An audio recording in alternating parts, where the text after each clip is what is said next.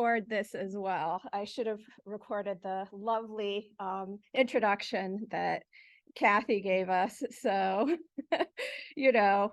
sorry, I'm still, remembering the COVID years of how to do this. So I'm gonna share screen with my presentation today. So let's begin with this. So first of all, I want to thank the history department for hiring me, for letting me to continue to be a academic. I would also like to thank so many different people from the beginning of this sort of journey really was with the National Security Archive. So their documents that I got many years ago helped start the seed of this project. I think there's a big wealth of gratitude that I have also for the community at the University of Wisconsin-Madison. That's where I was formed intellectually, and I see there are a few people from that era of my life on the Zoom, so I appreciate you guys for showing up. Steve Stern and Florencia Mallon were stupendous mentors, and they really helped me think about violence and think about politics in a new way, and from a very deeply historical way, because I had been trained as a political scientist. I'm a refugee from the political science department of Wayne State University, and went interdisciplinary in my master's and really, discovered a love for history in that interdisciplinary program. I also minored in history, so I didn't forget about it in my undergrad either. I also want to thank all of the Peruvians that were involved in informing me about this time period, and also being interview subjects, and the institutions that helped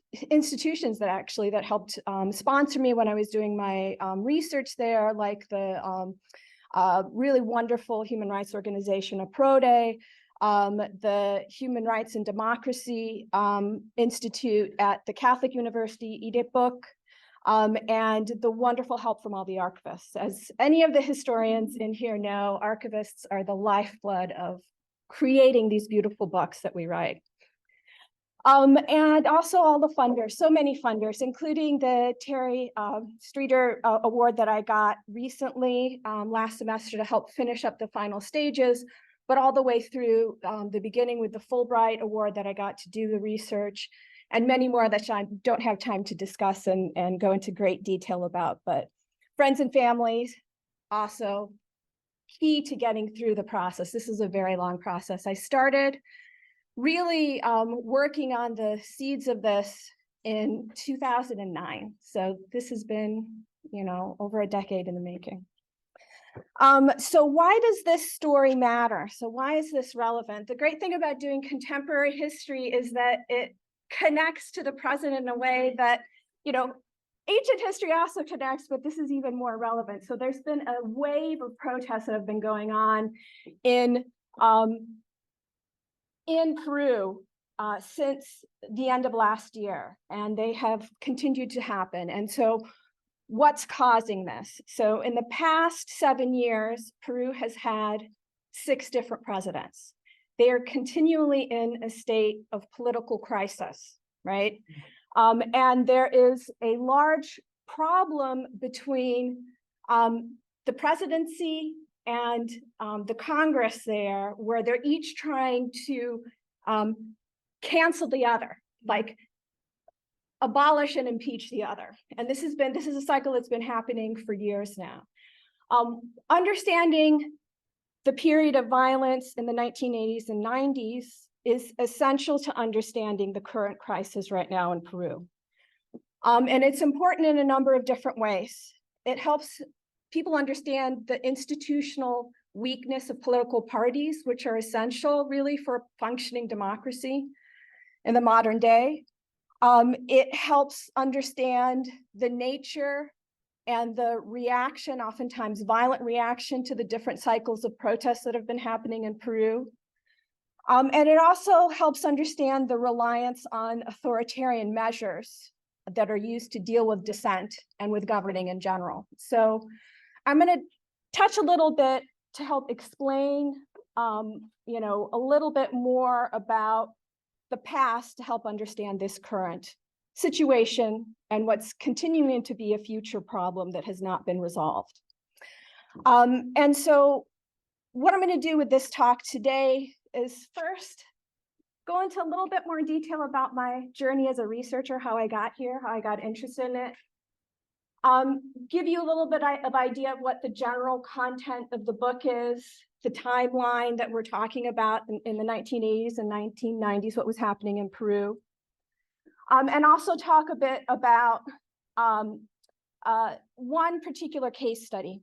So there was a vice mayor of a shanty town that was on the outskirts of Lima named El Salvador, and her name was Maria Elena Moyano. She was an incredibly dynamic and charismatic and competent leader that rose through the ranks.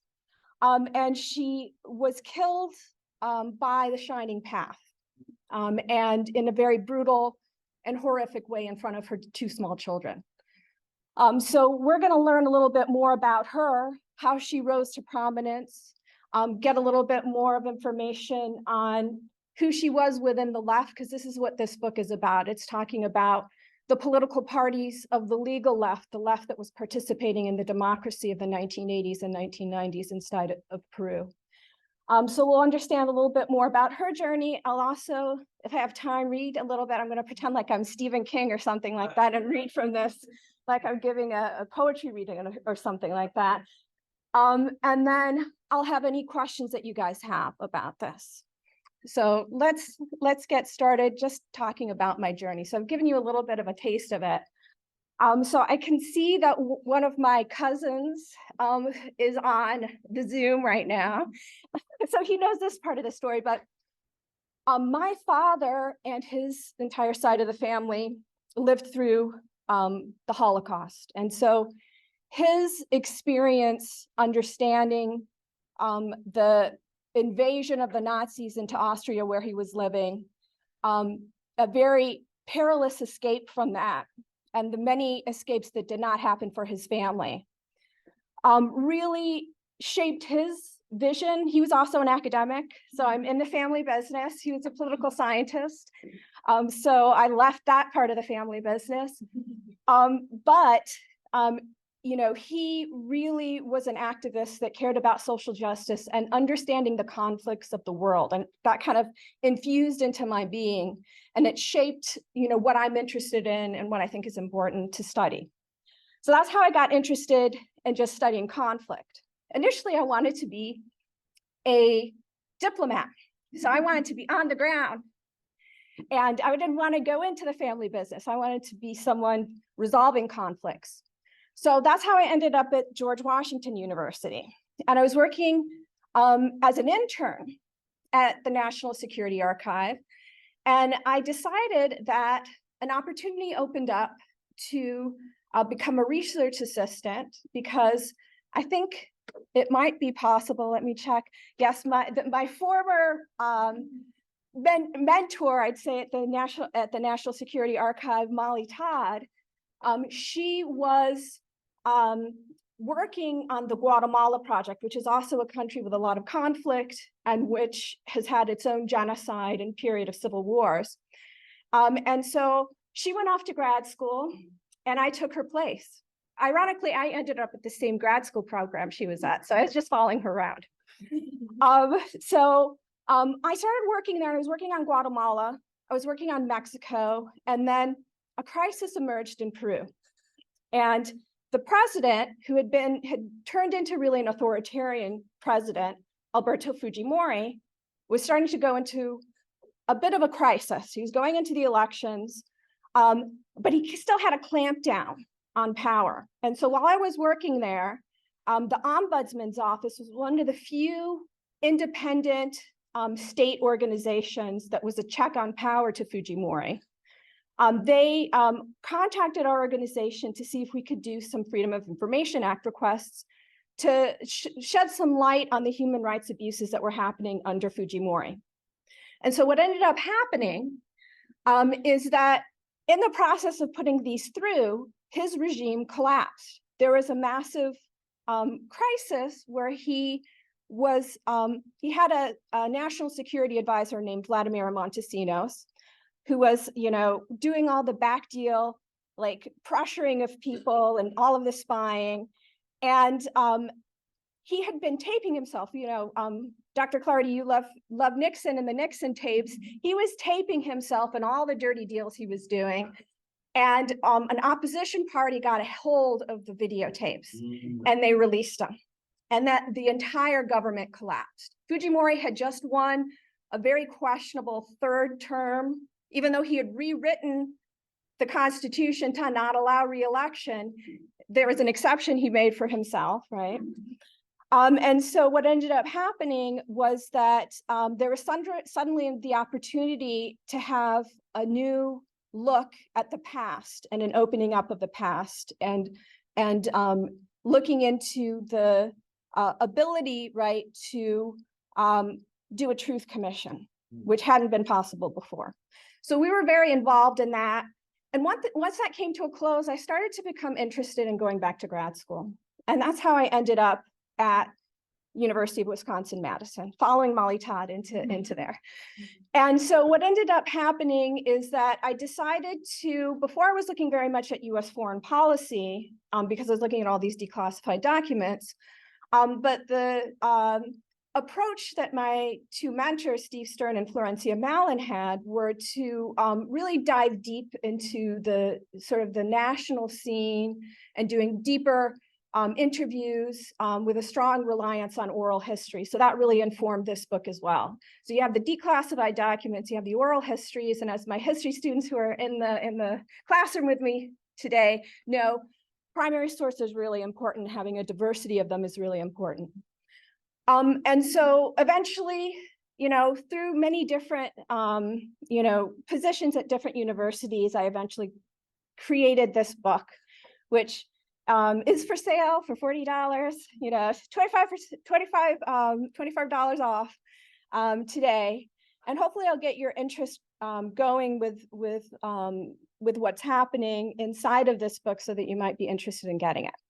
No pressure. The students in the class, you don't have to buy it to get extra credit. Just reflect upon this. All right. So let's start with talking a little bit about the timeline of events. So Peru's had a somewhat shaky relationship with democracy.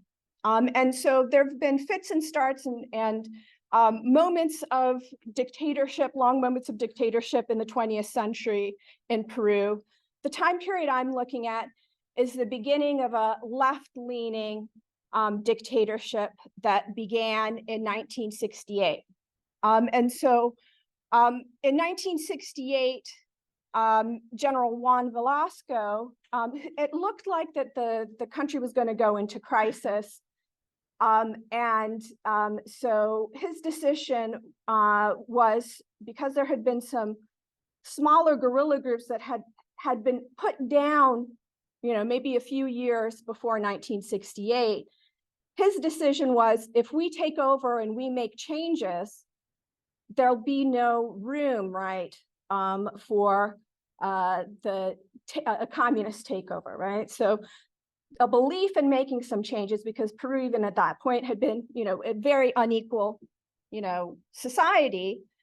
Some change needs to happen. And so that happens under Juan Velasco. And so he's dismantling, while he's president, some of the privileges that came from the landowning elites inside of Peru. So he had to make alliances. So this story is interesting because it talks a little bit about the alliances that are forged between a military dictatorship, which is kind of weird for Latin America. Usually the dictatorships are trying to kill all of the left-wing groups. But some were very opposed to the nature of that. So there's a growth of the left, but there's also a division inside the left during this time period. And there's also connections and popular organizations that are being sponsored by this military dictatorship that is really growing the number of people that are politically active. So it's a very interesting and dynamic time. Velasco gets ill And there's a changing of the guard towards a much more right-wing dictatorship that's extremely repressive of all members of the left, including the Communist Party, which ironically had some connections to Velasco in helping him with certain supports. Not that Velasco was a communist himself, but the new sort of leader of this new dictatorship, Morales Bermudez, takes the country in a darker direction. And what you see during that time period is this effervescence of political opposition and protest, people in the streets paralyzing the functioning of the country to try and get rid of the dictatorship. And this is actually very successful at toppling the military dictatorship. It's also, if anyone knows just general global history, the 1970s were not a good time for anybody that was in office during that. It's a bad economically. And so the military decides to retreat. And they have, the first act that they do as they're retreating is to write a new constitution that is democratically, there's elections to have people appointed to write that constitution. So that process in itself is pretty democratic. And then in 1980, you transition to an actual democratic regime after the constitution is written. And so the next president is actually the president that was in office who got overthrown. So he gets elected back into office, President Belaunde. And he stays in office for his full term for 5 years. But this is also the moment in which the Shining Path decides to start its war. So the story of this book shows how strong the left comes out of the cycles of protest. They have a participation in a constitutional convention that gets to writing the Constitution. And they have all of these opportunities to participate in democracy. And so almost all members, including most of the Maoists, decide we're going to try this democracy thing in 1980. And so they participate in the elections. They don't all agree with each other. But when they find that they had such a large showing, but their division into separate parties had created a failure to gain as many positions in office, they decide to unify. And so my book is really about that political coalition between all the different legal leftist parties that are coming out of this moment of really strong social movements. And the economic policies of Belaunde, which follow the neoliberal model, create a lot of tensions and economic strife inside of Peru, which mobilizes more people, but it also starts to eat away at some of the union base at the time. But the traditional problems of the left aren't what the left is just facing, right? So they're also facing a virulent Maoist splinter called the Shining Path that's decided that the only way to power is through violent armed uprising. And so while most of the left is participating in this democratic process, the Shining Path is deciding to start its war. And its first act of war is to burn the ballot boxes in one of the regional zones of Ayacucho, which is up in the highlands. And then the two successive presidents, both Alan Garcia and Fujimori, they all really struggle to come to terms with putting down the Shining Path. And so this book looks at, and you can kind of see the table of contents. Anjay, I'm stealing a little bit from you. I know I was very impressed with your presentation. She has a great book that just came out also about the Cold War, right, in terms of art. The introduction really looks at that moment of effervescence. The second one looks at the birth of this coalition called Izquierda Unida, or the United Left. The third one looks at the crisis that happens once Alan Garcia comes into power. So Alan Garcia is a member of a party called APRA, A-P-R-A, not opera like you sing, but APRA which is an acronym for a long-standing populist party that swung to the left and right at different points in Peruvian history. And that has also in the past of the 20th century been illegal, just like the Communist Party and socialist parties inside of Peru. And so they're also gaining ground. So you have these two different types of left emerging as powerful players, and how do they interact with each other? And what's the way that they decide to either support or oppose each other? And so in 1986, there's a massive set of prison massacres that happen inside of Lima. And those prison massacres cause a decision inside the most of the left to not collaborate with the Alan Garcia government, because they were the ones that were in office and involved in that massacre. But that also creates division inside of the United Left Front, because the leader of the front, Alfonso Barrantes, is a big proponent of making coalitions outside of the United Left Front. And he had made a lot of moves, and so had Alan Garcia, to try and make a collaboration there, which causes dissent inside of that front. The last one on this side of the column, The Center Cannot Hold, looks at, ironically, the first time they have their own democratically elected sort of Congress to choose representatives, to have a more democratic process in choosing candidates. And it's also the last Congress they have. It's almost a decade after they formed.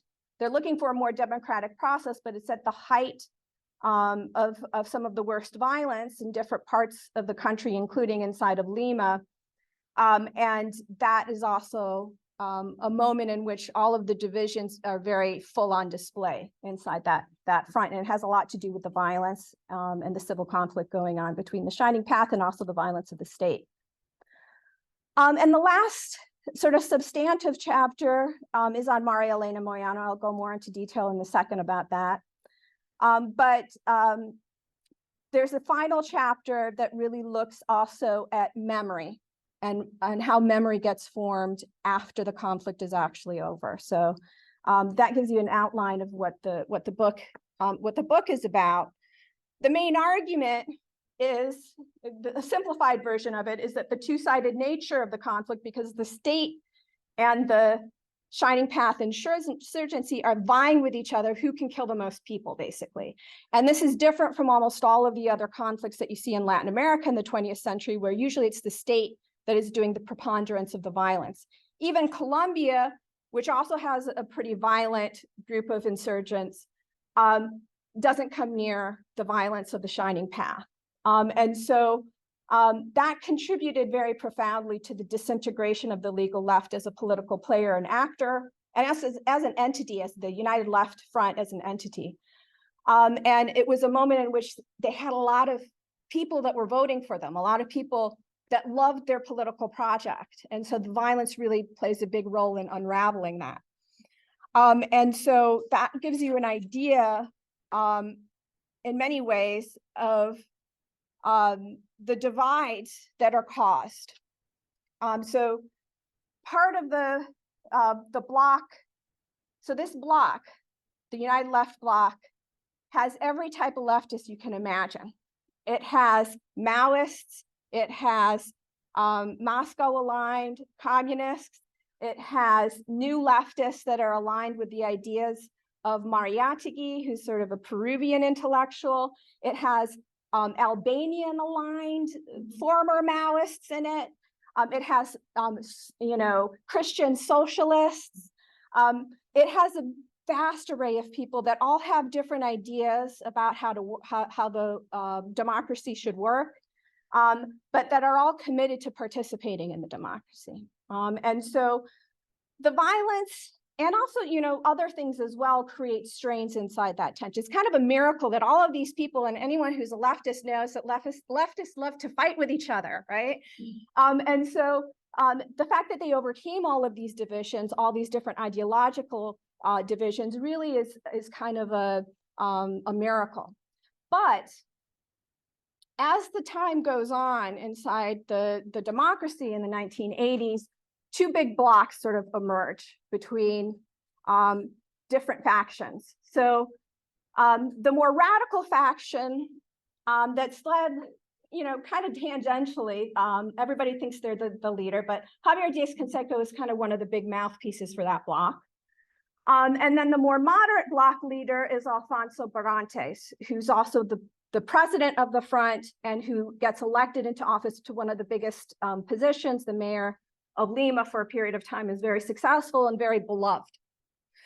And so one of the big problems, and this is how this fits into my argument, one of the big problems amongst the different members of the United Left Front is over how to react to the violence. They're being killed by the military. They're also being killed by the Shining Path. So how do you react to that? So the two blocs have different positions. So the moderate bloc, as time goes by, wants to focus more on being very vocal to differentiate itself from the Shining Path and also to point out how evil the Shining Path is, right? And to maybe even collaborate with Garcia on some of the anti-terrorist stuff that's going on, which is anathema to the radical bloc, which does not agree with the Shining Path, has its own problems with the Shining Path, but has a vision that the true enemy of the left is always going to be the military and the state. And they have a lot of evidence of this since they're being assassinated and killed by the state. And they're also oftentimes being persecuted and put into jail as political prisoners, even though they're not actually Shining Path members. So that gives you an idea of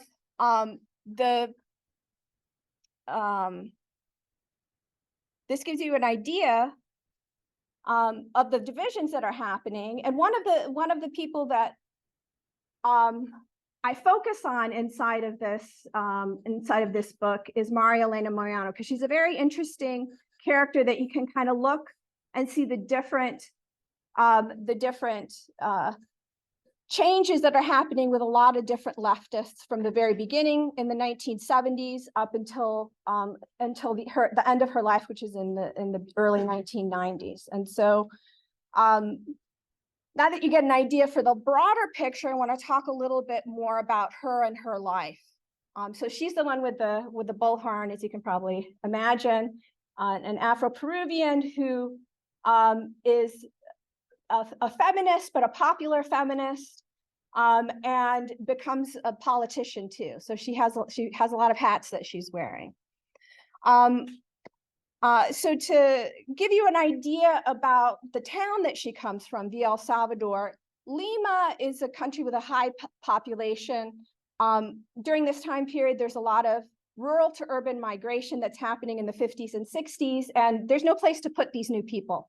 And so poor members of Lima are looking to move and to expand into the outskirts of where Lima is. And so the way that they do this is through what's called land invasions or land tomas. So they'll just occupy, you guys have heard of Occupy Wall Street. This is like Occupy Lima.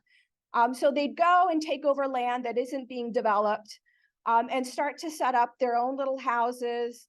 And sometimes this is discouraged, especially if it's being owned by, private, developers. But in this particular case, and if you think about the timeline for my history students, thinking about the context and the time things are happening, this is happening during the leftist stage of the military dictatorship. And so this eventually is allowed to exist and persist. And there's some assistance that happens for those that are beginning on this new part of Lima, right? And her family is one of the first families to move to this location. If I just move up just a tiny bit, the El Salvador. So this is central Lima right here. El Salvador is right here, and so there's more and more developments that happen over time. But it's one of the first going to the south that you can see, so going back here, she initially becomes sort of, let's say, more politically active by going to college, right?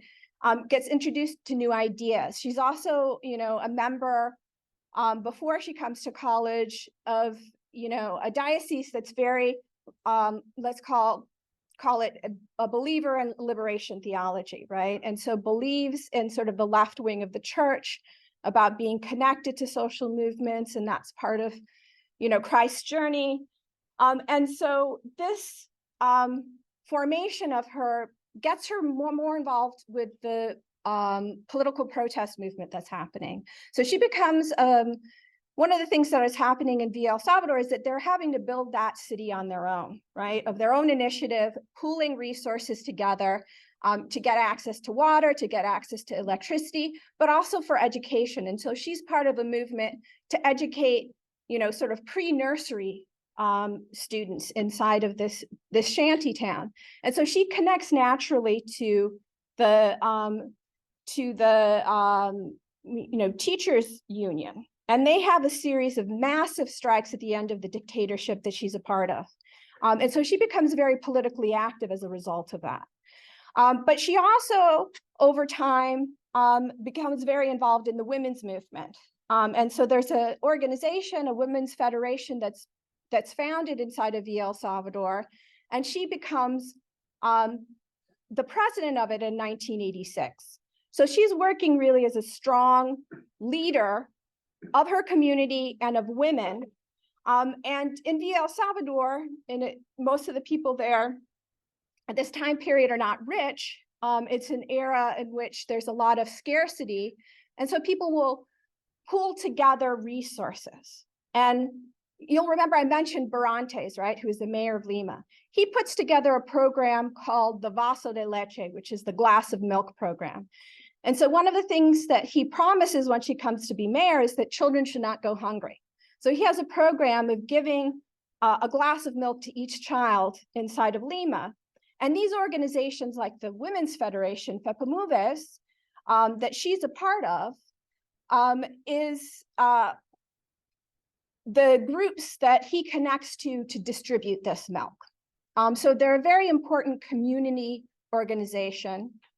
And she becomes very interested in also, having a connection to the municipality and to having her own. I wouldn't say that she was personally ambitious, but she understood that to really make the change that she wanted to see, being a mayor or a vice mayor was important. And so what she ends up doing is, because there's, machismo in Peru and in many parts of the world, she can't, even though she's very popular, she's very beloved in her community, she can't immediately run for vice mayor, even though some might say that she's a little more popular than the leader of the candidacy, Yanni Rodriguez, who ends up being the mayoral candidate. But they win on that ticket.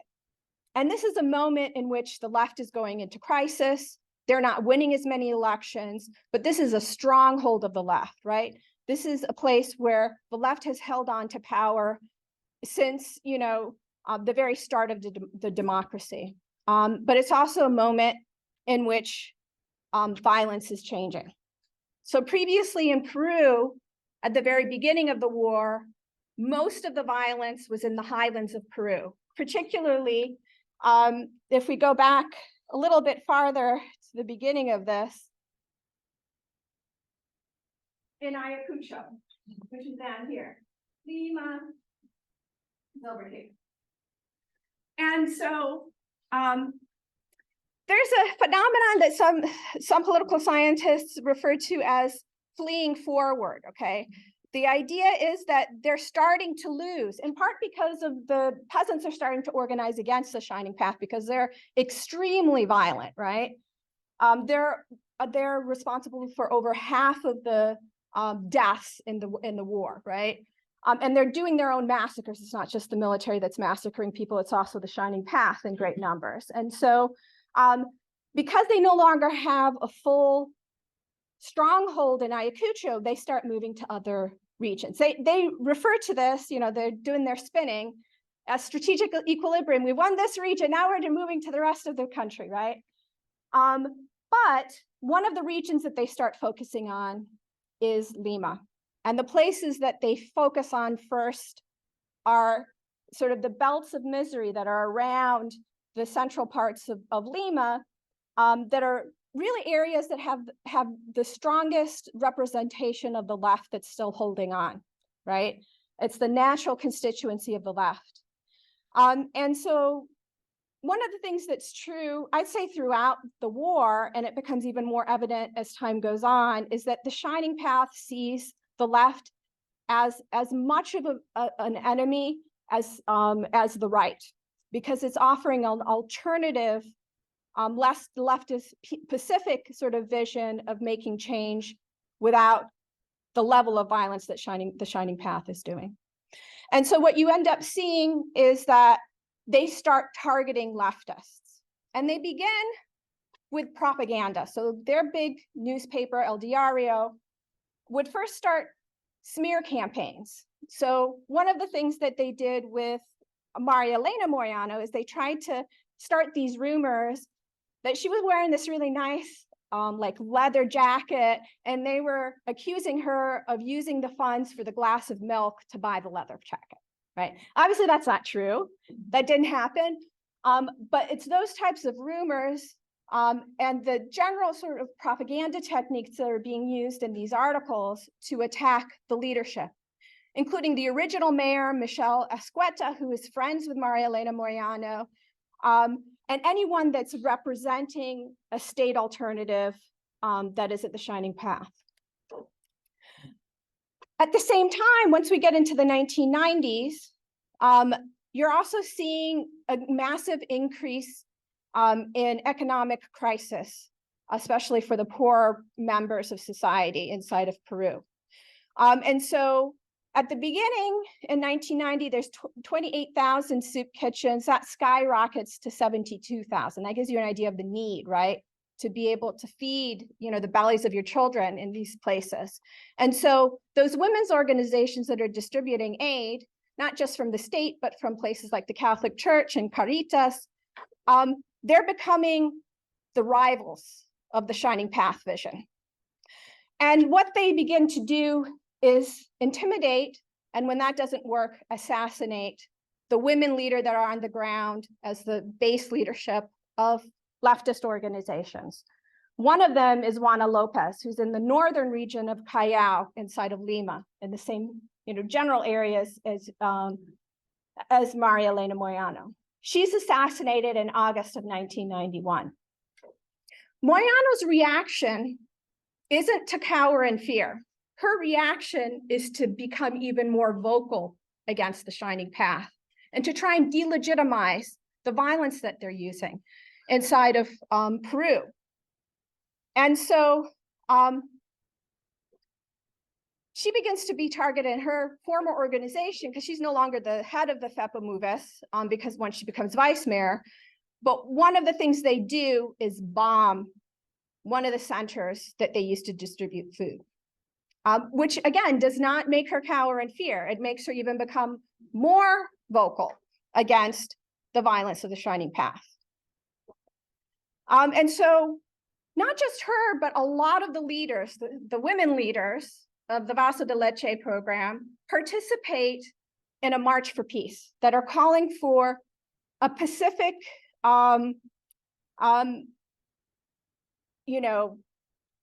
end to the violence. And not just the violence of the Shining Path, but also the violence of the state, right? And not just the physical violence of the state, but the economic violence of the state, right? That they're not feeding the people. They're not creating economic policies that are protecting the people. So there's a big, massive march that takes place that she participates in. And what ends up happening is that a few days before what's supposed to be an armed strike. So what the Shining Path, one of the strategies of the Shining Path to intimidate, because they use terrorism, right, as a tool, is something called a paro armado, which is an armed strike. And that means they're going to shut down the city or shut down the location that they're having this in, so that no one can go to work, none of the buses can run, no services can be delivered, and if you don't listen to them, if you don't participate in this strike, you will be murdered. If you're a bus driver, your bus will be blown up. They will put massive rocks in the street so that people can't drive on them, right? So that's one of their strategies. They do that in Ayacucho. They do it all over the country. They also start doing it in Lima. So there is a moment, and I'm going to check. I'm wondering how much time I have left. I might ask Kathy, 15 minutes to talk, or should I? 10 minutes, 7 minutes. 7 minutes to talk. So maybe I won't do the Stephen King reading. You guys will be spared my reading skills there, but I'll tell you a little bit about what's in that section. So what ends up happening with Maria Elena Moyano is that she's being lauded at this time because she's so vocal. She's one of the most vocal members, of these women's groups that is speaking out against the Shining Path. She's not the only one, right? But she's sort of picked up as an icon in the press, right? They're calling her Mother Courage. They're saying that she's this courageous person who's risking her life to do this. She's being targeted in the same way that Juana Lopez was with death threats. She can't live in her own house. She has to switch houses, to different locations because she's afraid she's going to be killed and that her family's going to be killed. So she's staying with some of her wealthier friends that she connected through the feminist movement to stay in their parts of town. But she's the vice mayor of El Salvador, so she can't avoid being in that town, right? If you're the vice mayor, you never show up. That's a problem, right? So right before this particular roundtable that gets put into place, the former mayor, who's this big personality, Michelle Escueta, he ends up getting a death threat and his house gets bombed, right? Because he's challenging the infiltration of the Shining Path into community organizations like Quavas, which is this sort of neighborhood association group that's inside of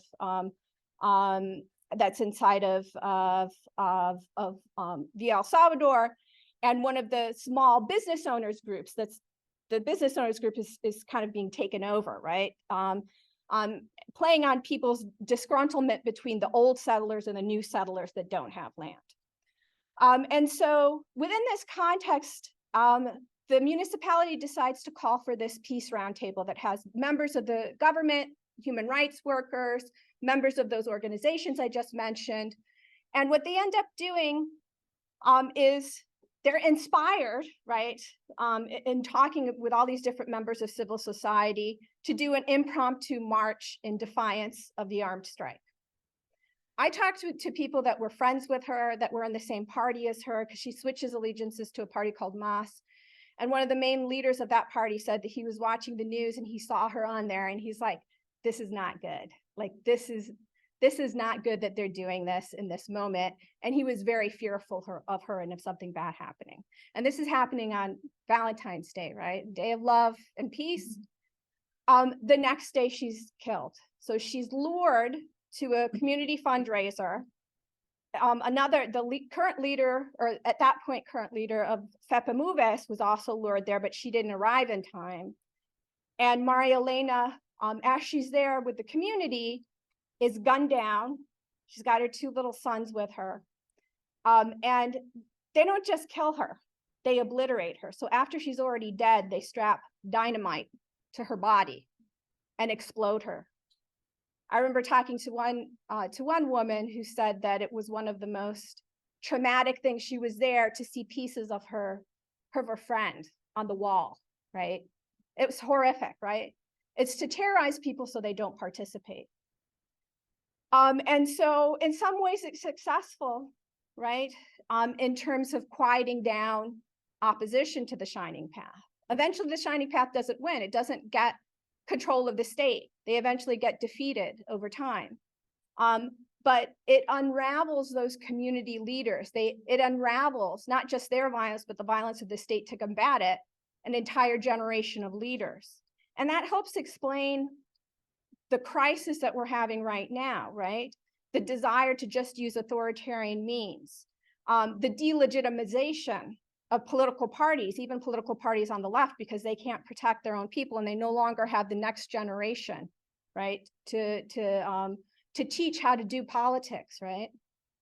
And so I'm going to end on that. I've probably gone over a little bit longer than I should, but if you have any questions about her or about the book, let me know. So I will stop here. So thank you.